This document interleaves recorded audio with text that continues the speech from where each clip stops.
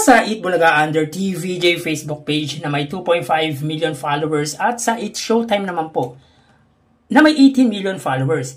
So as of 2:20 PM, makikita po natin dito na ang It's Showtime po ay may kasalukuyang segment na tawag ng tanghalan. Samantalang ang Eat Bulaga naman po, sila po ay may kasalukuyang segment na pera fee. So dito, ang It's Showtime po ay may 4.1 thousand live viewers at ang Eat Bulaga naman po ay may 4.4 thousand live viewers. So again, as of 2:21 PM, ang It's Showtime ay may 4.1 thousand viewers at ang Eat Bulaga naman po ay may 4.4 thousand viewers. So mapunta naman po tayo sa TV Network YouTube channel at unahin po natin ang It's Showtime under GMA Network YouTube channel na may kasalukuyang subscribers na 35.8 million subscribers.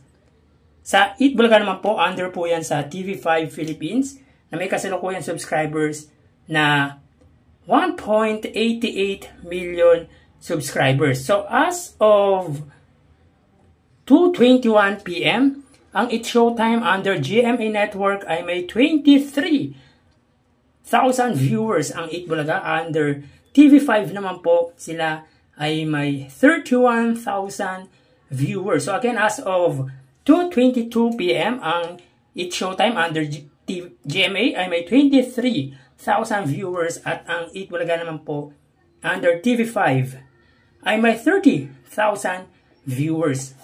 So mapunta naman po tayo sa main YouTube channel ng dalawang noontime show. Para po sa It's Showtime, under po yan sa ABS-CBN It's Showtime na may 1.3 million subscribers. At sa Eat Bulaga naman po, under Eat Bulaga TVJ YouTube channel na may 1.05 million subscribers. So as of 2:23, ang It's Showtime sila ay may 48,000 viewers. Ang Eat Bulaga naman po, sila po ay may 58,000 live viewers. So again, as of 2:23 PM, ang It's Showtime sila ay may 48,000 viewers at ang Eat Bulaga naman po ay may 58,000 live viewers. So bali ang total na nakuha ng dalawang noontime show ay mga parokya. Bago natin ibigay ang total live viewership ng dalawang noontime show para sa kanilang huling bahagi ng online viewership, ay humihiling ako na pakisubscribe ang aking YouTube channel.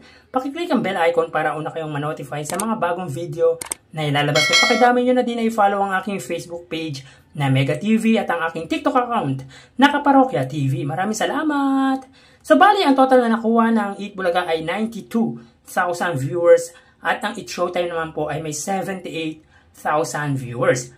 So again, ang Eat Bulaga ay may 92,000 live viewers at ang It's Showtime naman po ay may 78,000 viewers. So yan po ang lumalabas sa kanilang online view sa update ng dalawang noontime show as of 2:25 PM. So sa Lunes ay matutunghayan nyo na naman ang panibagong yugto ng ating online viewership ng dalawang noontime show.